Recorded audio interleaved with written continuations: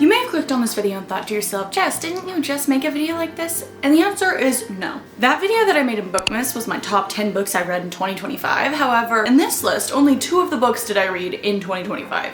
So not a lot of overlap there. So without further ado, here are my top 10 books of all time. Coming in at number 10, we have Run Rose Run by Dolly Parton and James Patterson. Annie Lee Keys has made her way to Nashville in the hopes of making it as a country artist.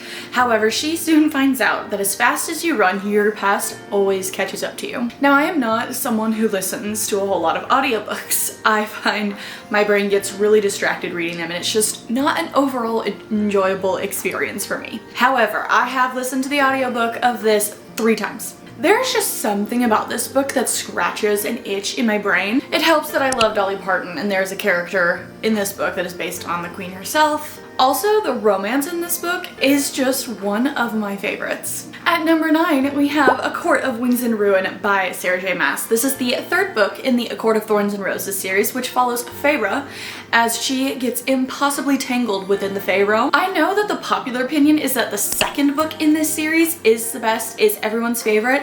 However, I have to disagree. This one I enjoyed so much better than A Court of Mist and Fury, which I did not expect to happen. I could barely read the last 100 or so pages because I was just crying so much. There is a pretty cool battle scene at the end of this book and I was just completely sucked into it. It gave me the same vibes as being in the theater on opening night of Avengers Endgame and hearing Sam Wilson say, "On your left." If you know, you know. At number 8, we have Carrie Soto is Back by Taylor Jenkins Reid. Now, if you told me when I got back into reading that in 3 years I would consider a literary fiction book to be one of the top 10 best books I've ever read in my entire life, I would think you're nuts. But I hadn't met Carrie Soto yet. In her prime, Carrie Soto was the best tennis player ever. The GOAT, if you will. Now she is watching as a new up-and-coming player is threatening her titles. So she decides to come out of retirement and retrain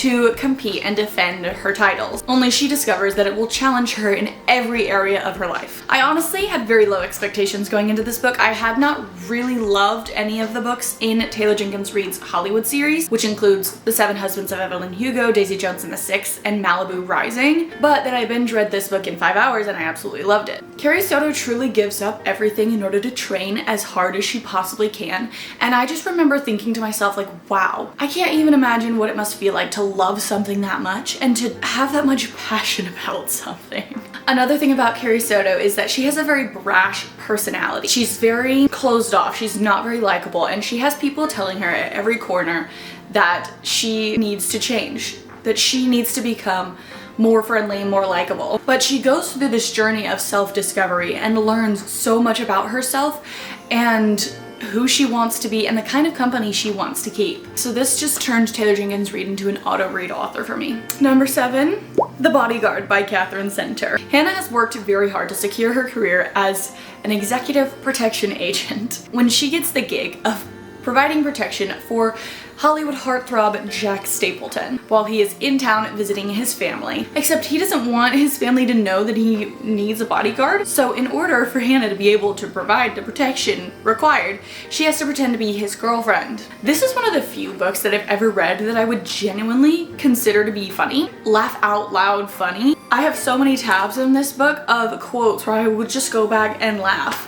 But also the connection between the 2 characters in this book is electric and undeniable, and I could read about them all day. Number 6, we have Powerful by Lauren Roberts, the only book on this list that I do not own. This is a novella in the Powerless series. 272 pages. That is all that Lauren Roberts needed to completely tear my heart to shreds. Peyton has to go compete in a super dangerous superpower competition while her best friend Adina holds down the fort at home. You would think that knowing how an absolutely heartbreaking story is going to end would make it hurt less, but no. Somehow it made it hurt even worse. Adina is one of my favorite characters of all time. I love her, and it's not often that you get a female fantasy character that is gentle and wants a quiet life. At number 5, we have Funny Story by Emily Henry. Daphne is having a rough time when her fiance leaves her for his childhood best friend that he's supposedly been in love with for his like entire life. Now she is alone in a city where she knows no one. So she ends up having to move in with Miles, the ex-boyfriend of her ex-fiance's new girlfriend. And they have to navigate the aftermath of this heartbreak together. Daphne is me. Like, if you wrote me as a book character, it would be Daphne. I have never had my insecurities so called out and aired out to dry like I did while reading this book. Emily Henry put into words things that I've felt, things that I've experienced in my life into words and made me feel a little bit less crazy. I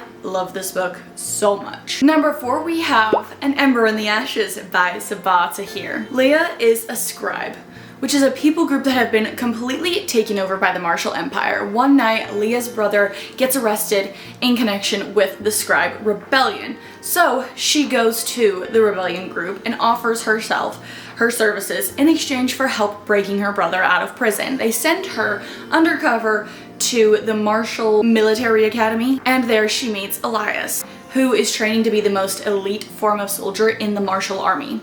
However, he absolutely hates it. Now, I gave this book 5 stars, and this is the first book in the series.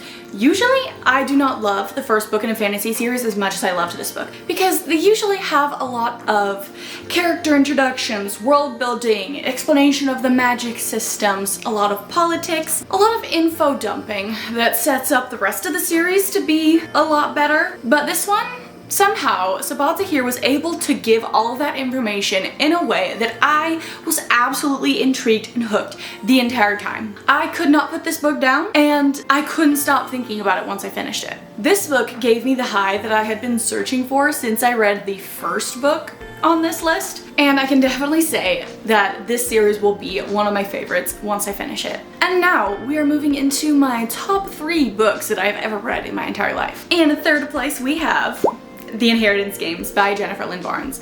Avery Grams has had a very hard life. Her dad was never around much, her mother just recently passed away, and now she lives with her older half-sister while working 2 jobs to make ends meet and also going to high school. And then she's informed that a super mega rich billionaire from Texas has just passed away and named her as his sole heir, even though she's never met him before in her entire life. But in order for her to collect on her inheritance, she has to move to Texas and live in his super big mansion with the rest of his family that he has just disinherited. I love stories like this. I don't know what it is about it. I guess I've always loved puzzles and riddles and a problem to solve. And I loved reading this book and seeing how much thought Jennifer Lynn Barnes clearly had to put into all of the details of this book and dropping hints about things that you didn't notice at first, but then 50 pages later it's brought back to be a huge point of the book. It's just such a fast-paced book, and Jennifer Lynn Barnes really draws you in until you feel like you are in the story. I would love to see this be made into a movie. In 2nd place, we have Sunrise on the Reaping by Suzanne Collins. This is a prequel to the original Hunger Games trilogy. You are following Haymitch as he is a competitor in the 50th Hunger Games, or the second quarter quell, where twice as many kids were reaped from each district. I truly love the Hunger Games series. It is one of my top 2 series I have read in my entire life. I've just always had such a deep love for dystopian stories, and The Hunger Games truly is the best one out there that I have read. Once again, this is a prequel, so if you've read the other Hunger Games books, you know how this story's gonna end. However, I could never have imagined how we were gonna get there. Suzanne Collins truly just blew my mind, ripped my heart to shreds, stomped on it, and I said thank you. I was literally sobbing in public maybe 1/3 of the way into this book. 10 out of 10 will read again. And now, the moment that you all have been waiting for. My number 1 favorite book I have ever read in my entire life is none other than Fourth Wing by Rebecca Yarros. I truly don't know what she put in this book to make me love it as much as I do. Now, Violet has been raised to be a scribe, a historian. However, after the passing of her father, her military general mother decides that Violet is now going to train to be a dragon rider in the Riders Quadrant, where many enter but few survive. Another story that I just get completely wrapped up in it, completely engrossed in. As soon as I pick this book up, there is not much that can pull me away from it until I'm finished with it. I have read this book 3 times in the past 3 years, and I just love it, and it hits me just as hard every time. And honestly, this is the book that I compare every fantasy book I read to. There is something about this book that I just absolutely crave, and even as I'm talking about it right now, it's making me want to go reread this book even though I literally just read it like 3 months ago. So there you have it, folks. My top 10 books that I have ever read in my life. I feel good about this list. If you don't tell me. It'll be interesting for me to look back on this list in years to come and see how it has changed over time. Anyways, guys, that is all I have for you guys today. If you enjoyed this video, please give it a thumbs up to let me know that you enjoy this type of content. Comment down below your absolute most favorite book that you have ever read in your life, and subscribe to my channel for more bookish content in the future. I hope you have a lovely rest of your week, and I will see you guys next time. Bye!